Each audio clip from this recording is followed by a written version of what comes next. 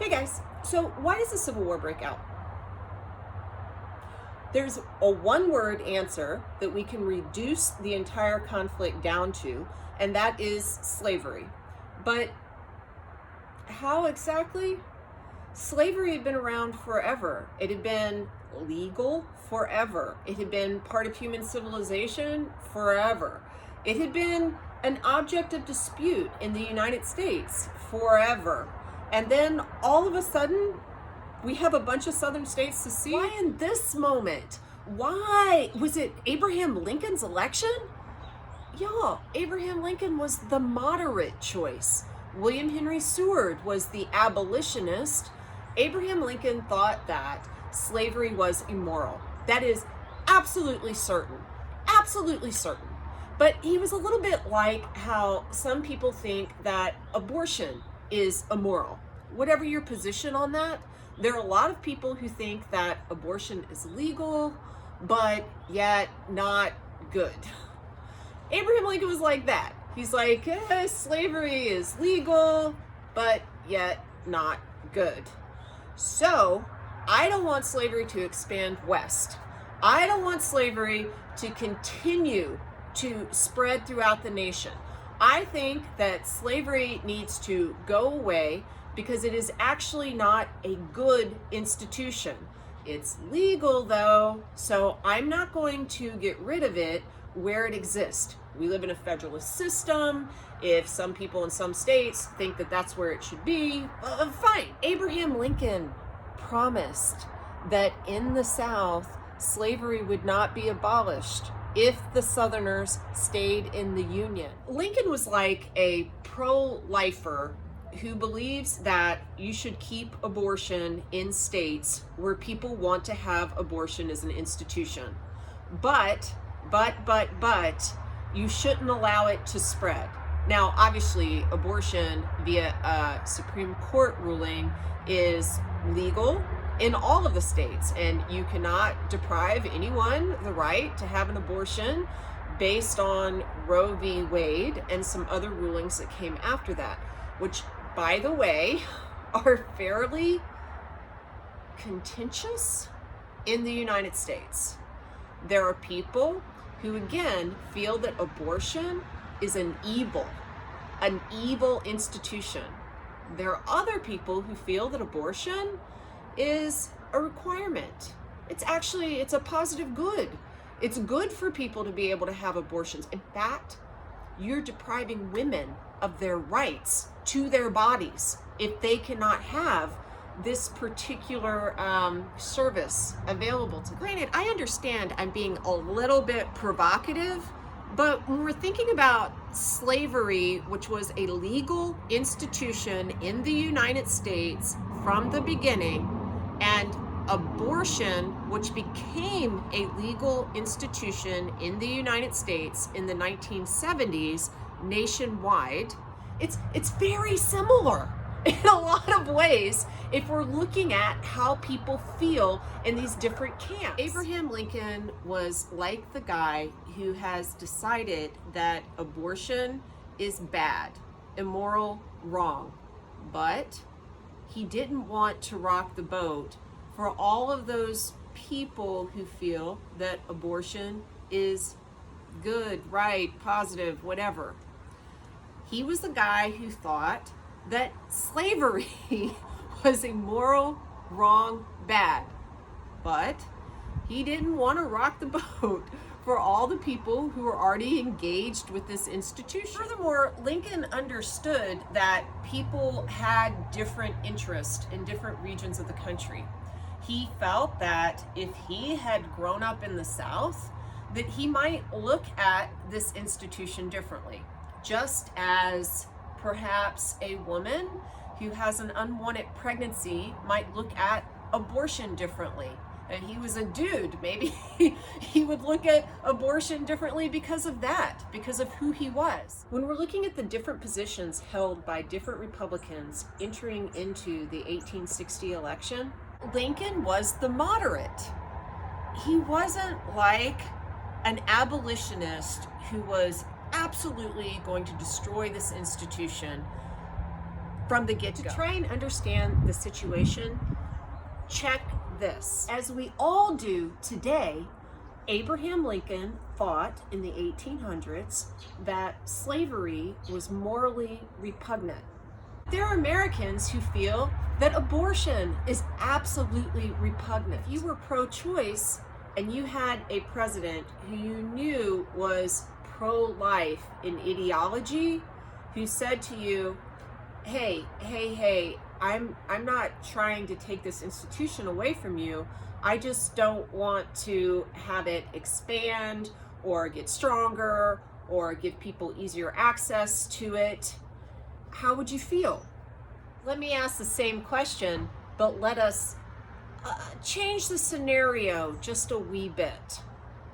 If this president was elected shortly after a man went to an abortion clinic and killed some of the doctors in the abortion clinic, maybe some of the women in the abortion clinic, had tried to organize a movement in which people went to abortion clinics and killed the people engaged in abortions to end the institution of abortion because he felt absolutely that abortion was wrong and evil, and then while he is prosecuted for murder because it's illegal to kill people in abortion clinics, other Americans lift him up and say he is a martyr and an arbiter of goodness. Keeping in mind, in this scenario, you are pro-choice.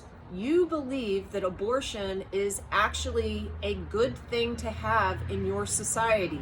You believe that it's a necessary institution. You see nothing wrong with it. So why can't it expand and be easier for people to access? And these jackdoodles are lifting up a guy who tried to violently destroy abortion, who maybe would be happy to, I don't know, knock on someone's door, knock, knock, knock, knock, knock, and when they open it with a pro-choice t-shirt on, hack them to death with a broadsword.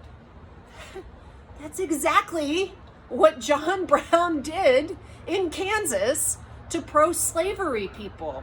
Slavery was repugnant to many in the United States, yet it was legal and it was not repugnant to many in the United States. Just like most American women don't have abortions, most Southerners didn't own slaves. For them, it just seemed kind of obvious that when a man tried to start an insurrection at Harper's Ferry that would have resulted in massive bloodshed in their region of the country, that no one should praise him. Let's add to the context that helps create an entire era of mistrust between Americans. 1850, you had a compromise put forth. You ended up creating the Free State of California, but you got things like the Fugitive Slave Act, which we find repugnant because it allowed people to chase men and women into free territories and bring them back into bondage. And yet, while this was the law, you had people in states like New York, abolitionists, who would try to stop the taking of ex-slaves back into the South. Well, this was the law. What are you doing? What are you interfering with this for? Would be the Southern perspective. This was the compromise that you guys agreed to, and you're not honoring it. Southerners had watched the Supreme Court rule that you could take your slaves west via Dred Scott because the territories were not able to stop that. And yet, here is this new president who's coming in who wants to somehow maybe undermine the Supreme Court because he doesn't think that slavery should expand. You should also know to try to reassure the South that no one was trying to take away this institution of slavery where it already existed. The Crittenden Compromise was put forth. This comes out of Kentucky, and the idea was, hey, we will enshrine slavery in the Constitution via the 13th Amendment so that no one can ever take this out of where it already exists. And then you guys can just chill the frick out. By that point, Abraham Lincoln had been elected, and the Crittenden Compromise was unacceptable to him and to most other Republicans. This was because he didn't like slavery, even though he was a moderate. In Abraham Lincoln's mind, what was going to take place eventually was the South would see that non-free labor was less efficient than free labor, and they would shift away from the institution that essentially ran their economy. How would that happen? He believed that it had to be gradual, he believed that it had to be voluntary, and he believed that it had to be remunerated. What does that mean? He thought that in phases, slavery would just kind of be diminished, that the federal government would have to give slave owners who manumitted people money, because whether we find it gross or not, a lot of the capital in the South was invested in human beings.